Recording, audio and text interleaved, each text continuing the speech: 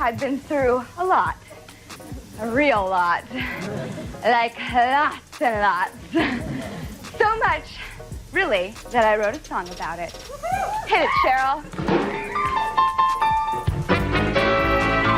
Now in my younger days, my life was like a haze. I used to drink a lot, and then I smoked some pot. She drank and smoked all night, and it was out of sight, and everything was great, but she was only 8. Like touch, touch, The pretty funky hands for Miss Drew Barrymore. Drew Barrymore's story is a whirlwind journey of fame, betrayal, and resilience. Once Hollywood's golden child, she quickly rose to stardom, capturing hearts with her charm and talent. But behind the glamour, her life took unexpected turns, marked by challenges and control from those around her.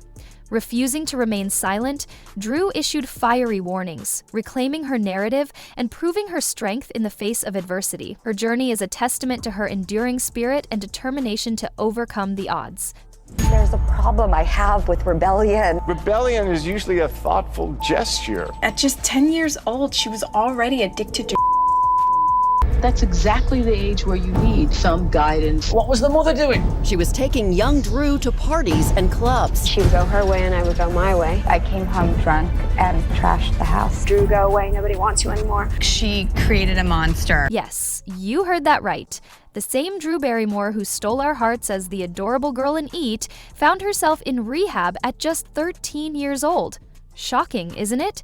Drew has never shied away from opening up about the chaos that consumed her early years. Trust me, her journey from innocent stardom to spiraling out of control is as wild as it gets, filled with twists and turns that are both heartbreaking and inspiring. Drinking and realized, Where would you get alcohol from at 9? Oh, parties, friends, bars, clubs. What were you doing at bars at 9? A lot of the time it was for parties that I was invited to. A lot of the time I would walk up and they would be like, oh, it's little Drew Barrymore. As you've probably guessed by now, Drew's childhood wasn't a fairy tale filled with bedtime stories and lullabies. Instead, it was a whirlwind of wild Hollywood nights, all set in motion by her mother, Jade Barrymore. By the age of 9, Drew was drinking. By 12, she was experimenting with illegal substances. And by 13, she had already been to rehab twice. Her chilling words still echo today. They stole my childhood, my innocence, my voice. That it was a way of life that was just normal to be living. It was that great escape that you look for when you're younger, and when you do, Your problems in normal life seem so much bigger that you just, you kind of do more just to get away from them. Over the years, Drew hasn't held back about her rocky relationship with her mother, Jade Barrymore. She once said, "There were times I thought we'd never speak again." And honestly, can you blame her? Things got so bad that Drew made the jaw-dropping decision to legally emancipate herself at just 14 years old. 14! While most teens were worrying about school crushes, Drew was out there shaking hands with her mom, officially cutting the cord. Afterward, she found herself living with legendary musician David Crosby and his wife for 2 months. Talk about a plot twist, right? But let's rewind, because the drama doesn't start there. It goes back even earlier, and when you look at those moments, the story becomes even more heartbreaking. And when you go through those 2 doors, you do not come out. And I was there for a year and a half, and I hated it. I kicked, I screamed. 1 minute you're... Drew's childhood wasn't filled with bedtime stories or Barbie dolls. Even before she was born, her parents were locked in a toxic and volatile relationship. Drew's mother, Jade, believed that having a baby might save their failing marriage, but it only made things worse. One night, while Drew was still in the womb, her father, John Barrymore, beat her, possibly intending to harm Drew. The mistreatment was so severe that someone eventually heard Jade's cries and rushed her to the hospital. From the very beginning, Drew's life seemed destined for turmoil. The Barrymore family had been entrenched in Hollywood for generations, but not in a glamorous way.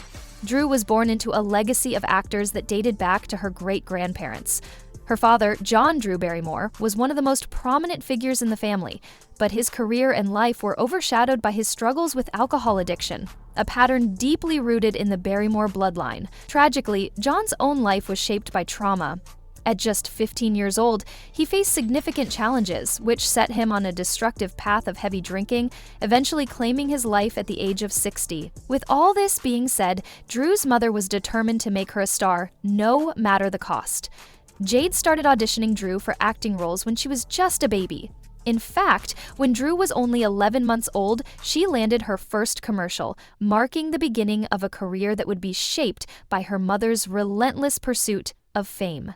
On top of that, old clips of young Drew Barrymore in interviews have resurfaced, shedding light on how unfairly she was treated during her childhood, a truth that often went unnoticed for years.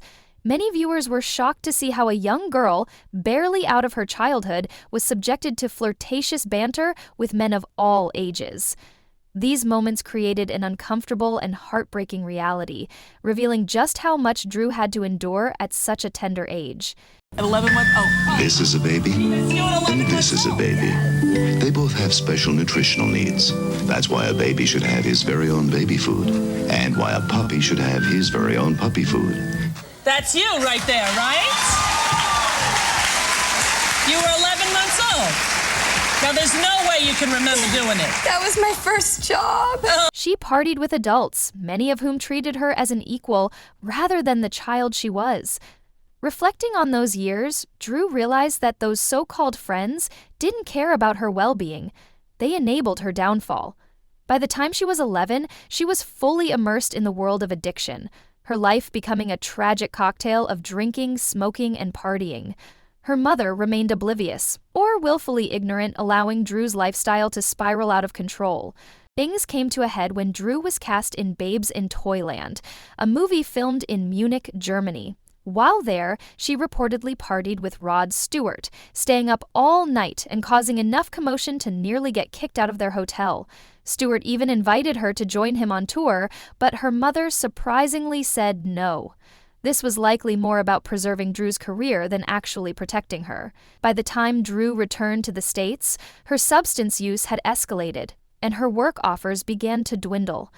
Hollywood producers started blacklisting her, wary of her tarnished reputation. Yet the public image of Drew was being carefully curated. She even became part of First Lady Nancy Reagan's Just Say No campaign against illegal substance use. A bitter irony considering her personal struggles. One of the most heartbreaking parts of Drew's story is her complicated and deeply strained relationship with her mother, Jade Barrymore. Imagine being just a kid and realizing that the person who's supposed to guide and protect you is the same one taking you to nightclubs instead of school. That's exactly what Drew admitted in her memoir Wildflower, where she revealed that her mother lost all credibility as a parent. In her first memoir, Little Girl Lost, Drew shared that she started pouring liquor over her ice cream at just 7 years old. By 9, she got drunk for the first time at none other than Rob Lowe's birthday party. That same year, her mom took her to the infamous Studio 54 nightclub, kicking off a routine of regular clubbing that became their twisted version of mother-daughter bonding. For Drew, the nightlife was like Disneyland, but for adults only. Drew recalled in Little Girl Lost how they would go out sometimes once a week and other times up to 5 times a week. By the age of 10, she wasn't just playing with toys or riding bikes. She had already been smoking cigarettes for a year and had just been introduced to smoking weed. The details of where the illegal substances came from vary. Some say it was from a group of young adults, while others claim a friend's mother gave it to her. Either way, the takeaway is clear. It didn't stop there. In Drew's own words, "Pot got boring, and my addict mind told me, well, if smoking pot is cute, it'll also be cute to get the heavier stuff." By the time she was 12, this wasn't just experimentation anymore. It was a full-blown habit. The breaking point came during a fierce argument with her mother. Drew's behavior had become uncontrollable, and Jade decided drastic action was needed. She contacted the controversial rehabilitation center, Betty Wyman's ASAP Treatment Center, and arranged for Drew to be sent there. The facility, often criticized for its harsh methods, became a prison for 13-year-old Drew. Although she resented being there, she later acknowledged that it might have saved her life. However, Drew's mother continued pushing her to work, even pulling her out of rehab to film Far From Home. Remarkably, Drew stayed sober during production, but once the movie wrapped, she was sent back to rehab, only to be pulled out again for another project. The constant back and forth between treatment and Hollywood created a toxic pattern. One particularly heartbreaking moment occurred when Drew, after maintaining 78 days of sobriety, caved under pressure during a night out with friends. Alone in New York with no support system or sober coach, she returned to the club scene. Her friends pressured her to partake, and eventually she gave in. Minutes later, on the dance floor, she broke down. Realizing she had undone all her progress, it seemed at first like Drew was getting back on track. In a 1989 People cover story, she talked about her time in treatment and the hope of a fresh start. But sobriety was fragile, and by the time her next cover story came out in 1990, the cracks were showing. Rumors swirled about an attempted self-harm, and Drew herself admitted that she had broken her sobriety just 6 months in. Her relapse wasn't a dramatic binge. It started with something as seemingly harmless as smoking a joint with a friend. But that night ended in a car accident where Drew cracked her head against a window. Miraculously, she wasn't seriously injured, but the guilt began to weigh on her. Her relationship with her mother, which had always been rocky, continued to crumble. Depression took hold, and things hit a breaking point when her estranged father, whom she hadn't seen in 8 years, called her out of the blue, begging for money. On top of that, her friends were angry with her. It all became too much. Drew described the moment vividly. "I thought my dad hates me. I'm fat, ugly, I've got no money, I'm living on my own, nobody likes me. I can't stand this." In a moment of overwhelming despair, she harmed herself. It wasn't about wanting to die. Drew has been clear about that. It was about expressing the depth of her pain. Her mother's response was drastic, but ultimately life-changing. She had Drew institutionalized at just 13 years old.